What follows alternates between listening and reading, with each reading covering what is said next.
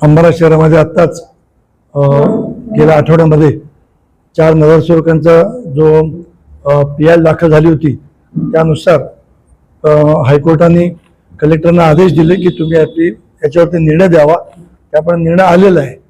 निर्णय आल्यानंतर शहर विकासाची कामं करत असतात 3 जनरल बॉडी आता झाल्या, त्याच्यामध्ये मतभेद झाले आणि शहर विकासाच्या कामामध्ये अडचणी येत आहेत।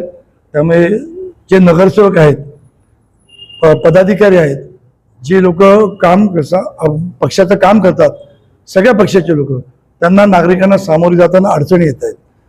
अशा परिस्थितीमध्ये केंद्रामध्ये सत्ता महायुतीची आहे, राज्यामध्ये सत्ता महायुतीची आहे, जिल्ह्यामध्ये सत्ता महायुतीची आहे, महापालिकांमध्ये सत्ता महायुतीची आहे।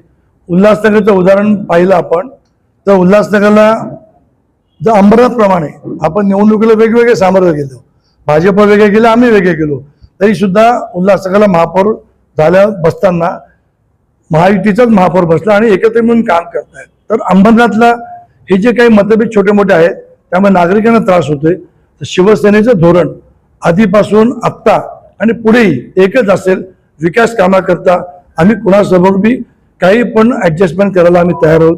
आमचे खासदार डॉक्टर श्रीकांत शिंदे साहेब त्यांनी हजारो कोटीचा निधी अंबाला शहरात दिलाय, एवढा अनेक महापालिकांना सुद्धा दिला नाहीये।